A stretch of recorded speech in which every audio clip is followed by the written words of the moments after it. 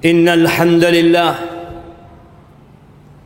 nahmaduhu wa nasta'inuhu wa nastaghfiruh wa na'udzu billahi min shururi anfusina wa sayyiati a'malina.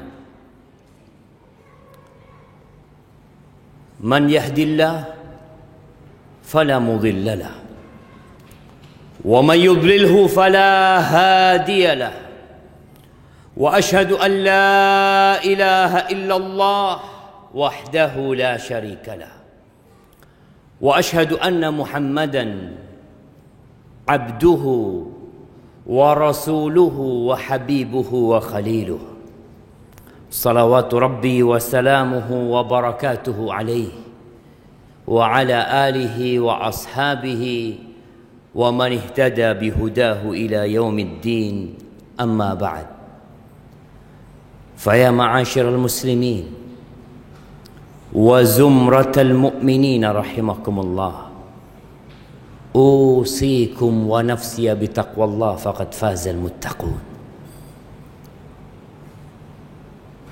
قال الله تبارك وتعالى في القرآن العظيم: يا أيها الذين آمنوا اتقوا الله haqqa tuqatihi wa la tamutunna illa wa antum muslimun. Wahai orang-orang yang beriman, Allah memanggil manusia-manusia yang meyakini bahwa tiada Tuhan yang berhak disembah kecuali Dia. Apa kata Allah? Ittaqullah. Bertakwalah kalian kepada Allah dengan sebenar-benarnya takwa, wala tamutunna illa wa antum muslimun, dan jangan kalian mati kecuali dalam kondisi Islam. Ahibbati fillah, innamal a'mal bil khawatim. Amalan itu tergantung penutupnya. Maka Allah berpesan, jangan kalian mati kecuali dalam kondisi Islam. Ada orang-orang yang hari ini sholat Jumat bersama kita, yang mungkin Jumat depan dia masih hadir bersama kita, Ramadan dia puasa bersama kita. Tapi siapa yang tahu apakah dia akan mati dalam kondisi Islam? Nggak ada yang tahu. Di dalam sebuah peperangan di masa Nabi alaihi salatu wassalam,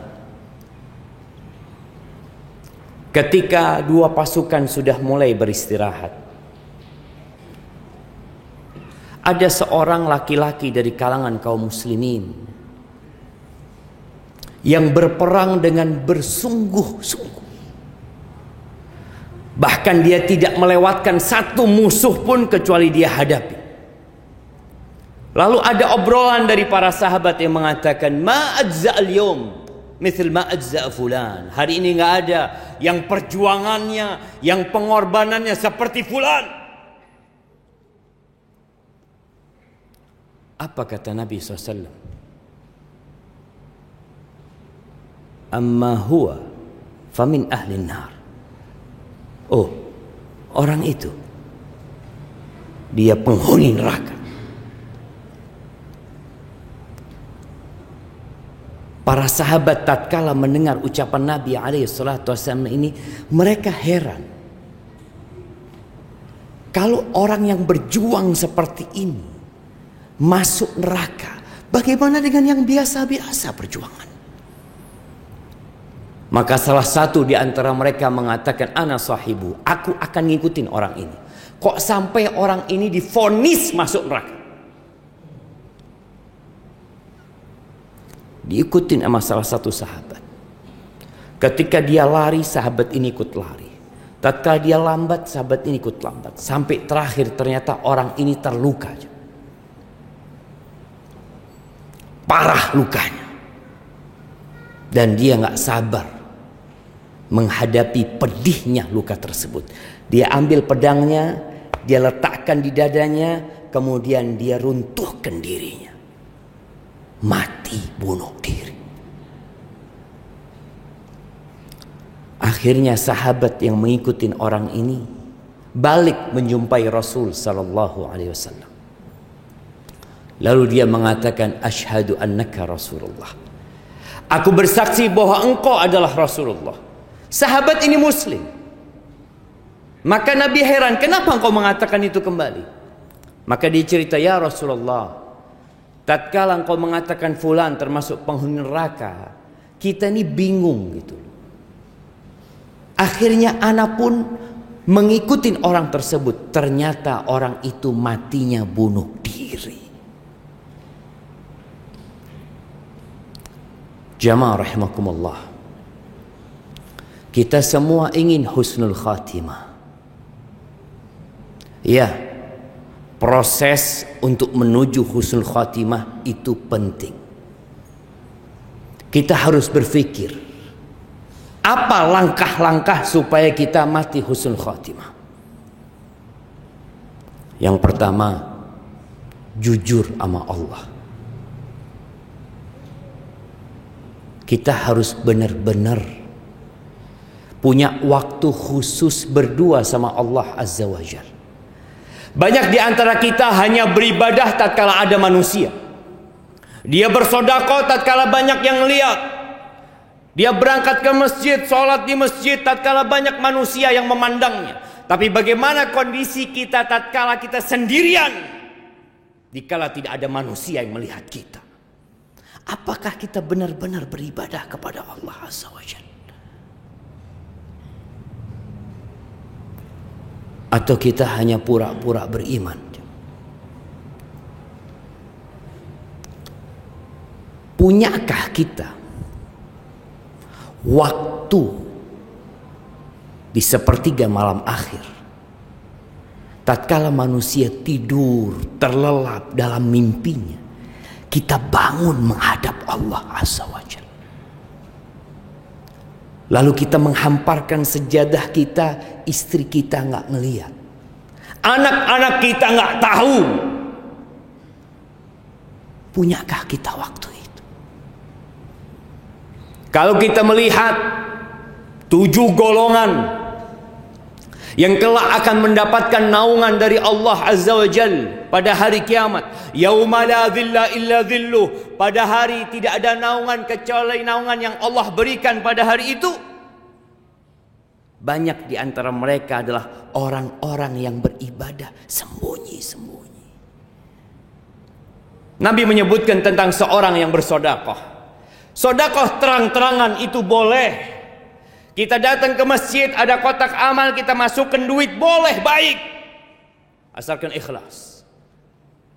Kata Allah, in tubdus sadaqat fa ni'mah.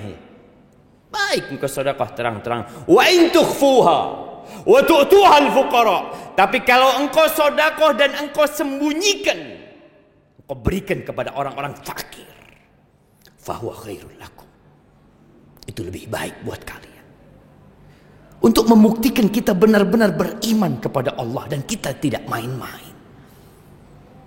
Maka disebutkan dalam hadis itu, wa rajulun tasaddaqa bi sadaqatin fa akhfaha, dan seorang yang bersedekah dengan sebuah sedekah yang dia sembunyikan, hatta la ta'lamu shimaluhu ma tunfiqu yaminu, sampai tangan kirinya tidak tahu apa yang diinfakkan dengan tangan kanan.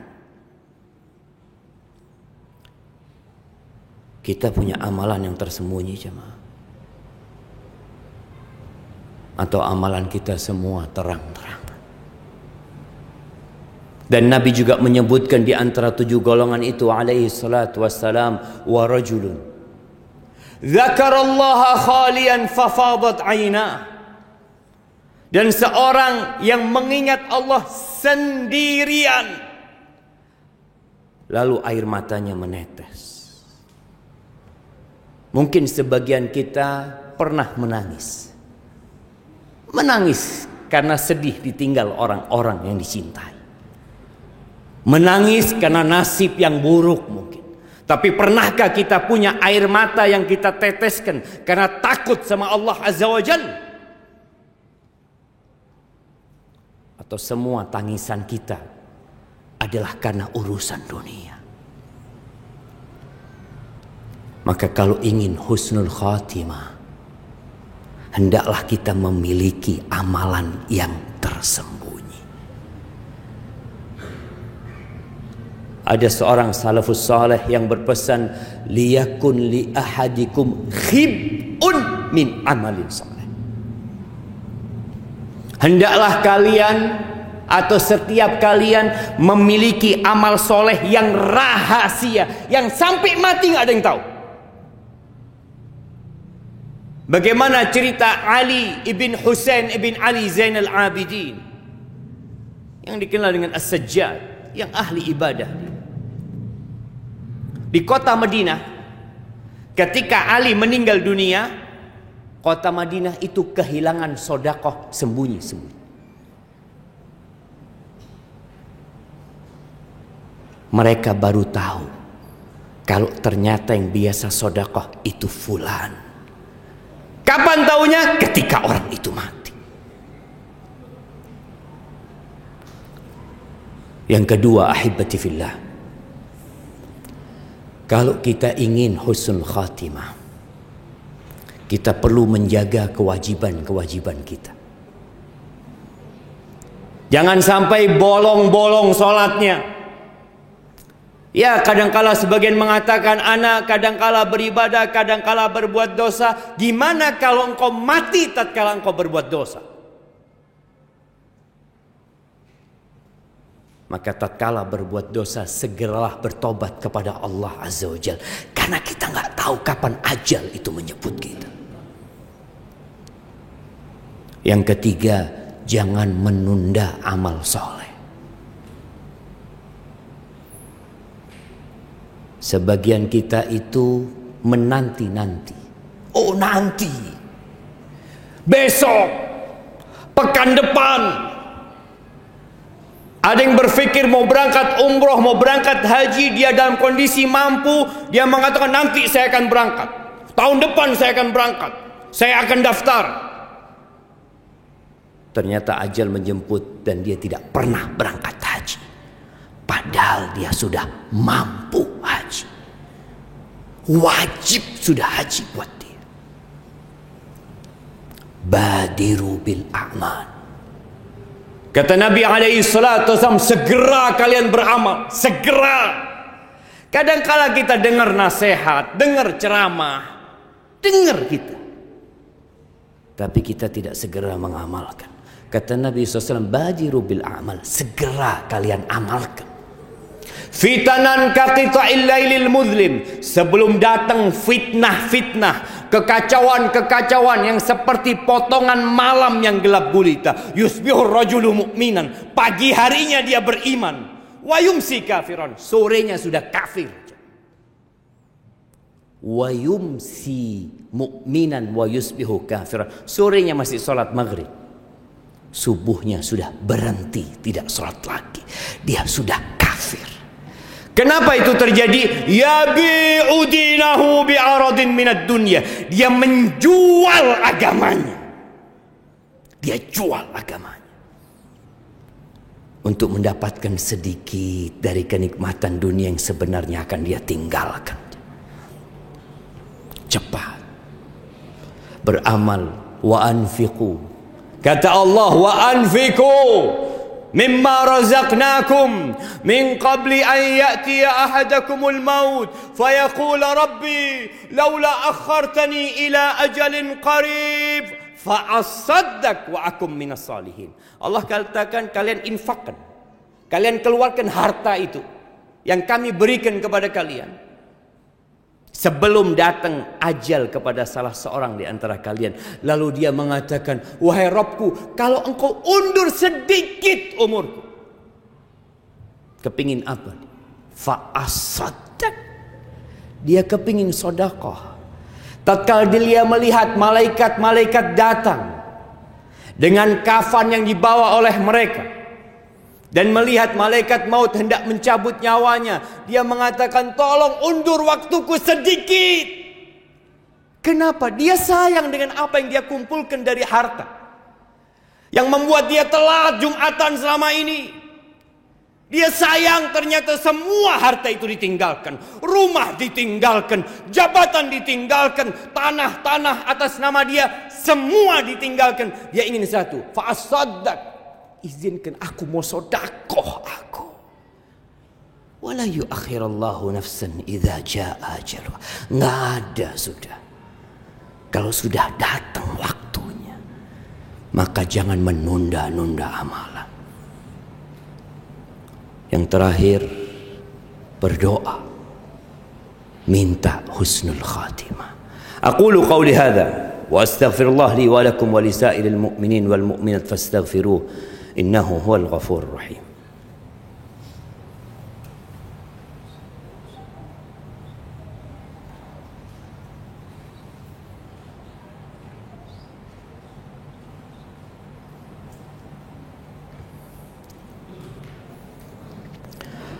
Alhamdulillah wa kafa. Wassalatu wassalam ala nabiyil mustafa sayyidina wa maulana Muhammadin wa ala alihi wa ashabihi wa man iqtafa, amma ba'd. Bicara doa minta husnul khatimah, berapa kali kita minta sama Allah dalam sehari? Mungkin sebagian kita nggak pernah doa minta husnul khatimah.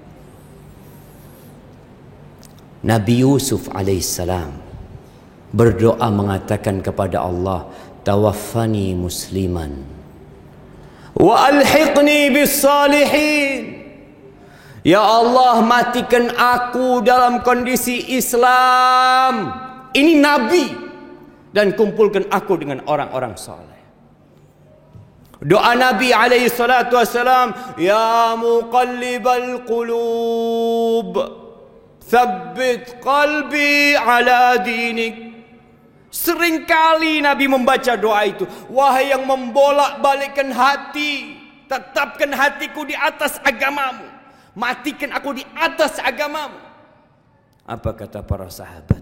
Ya Rasulullah, amanna bika wa bima ji'ta bihi, atakhafu alaina. Ya Rasul, kami udah beriman kepadamu. Kami percaya yakin dengan apa yang kau bawa. Apa engkau khawatir dengan kami ini? Kata Nabi alaihi salatu wasallam, na'am, aku khawatir. Kalau Nabi alaihi salatu wasallam khawatir dengan sahabat-sahabat yang melihat Quran itu turun, yang mereka memandang Rasul sallallahu alaihi wasallam, bagaimana dengan kita? Beliau mengatakan hati manusia itu berada di tangan Allah Jalla Jalaluh. Yuqallibuha kaifa yasha. Allah bolak-balikkan, terserah Allah. Maka perbanyak doa dan tanyakan kepada kita, berapa kali kita berdoa minta husnul khatimah? Berapa kali kita berdoa memohon supaya ditetapkan hati kita, khususnya di masa yang penuh dengan fitnah ini. Ahibati fillah, hari ini hari Jumat.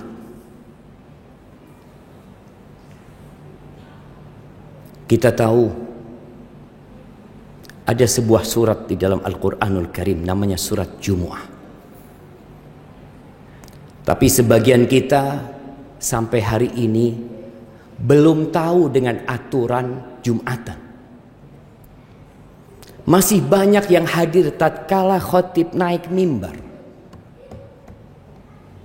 Tatkala malaikat-malaikat sudah tutup bukunya, kita hadir.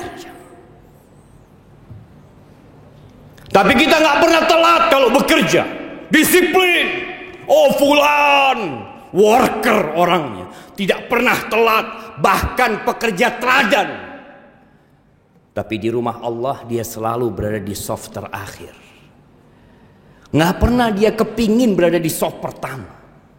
Nggak pernah dia kepingin datang duluan sebelum orang-orang datang. Ada apa sebenarnya? Apakah kita lebih berat dengan dunia kita? Sejumat sekali jamaah kita hadir untuk menyimak khutbah. Sebagian kita hanya berpikir khutbah Jumat, sholat Jumat, yang penting aku datang, yang penting aku sholat. Engkau tidak masuk di catatan malaikat nanti.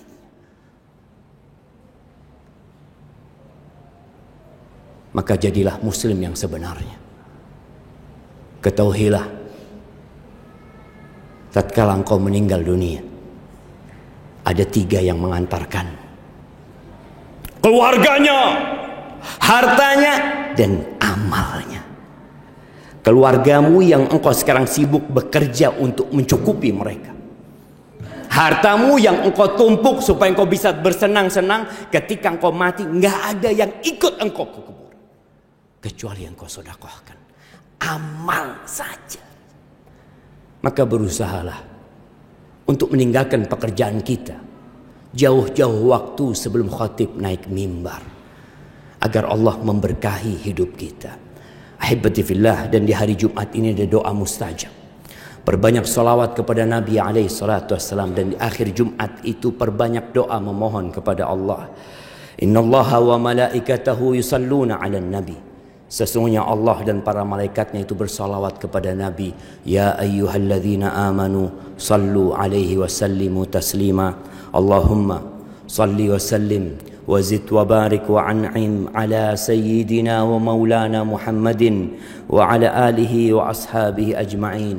اللهم اغفر للمؤمنين والمؤمنات والمسلمين والمسلمات الأحياء منهم والأموات إنك سميع قريب مجيب الدعوات. اللهم منزل الكتاب مجري السحاب هازم الأحزاب اهزم أعداءك أعداء الدين يا رب العالمين. اللهم أصلح ولي أمرنا وولاة أمور المسلمين. اللهم أصلح ولي أمرنا وولاة أمور المسلمين. اللهم أصلح ولي أمرنا وولاة أمور المسلمين. ربنا لا تزغ قلوبنا بعد إذ هديتنا وهب لنا من لدنك رحمة إنك أنت الوهاب. ربنا آتنا في الدنيا حسنة وفي الآخرة حسنة وقنا عذاب النار. وسبحان ربك رب العزة عما يصفون وسلام على المرسلين والحمد لله رب العالمين.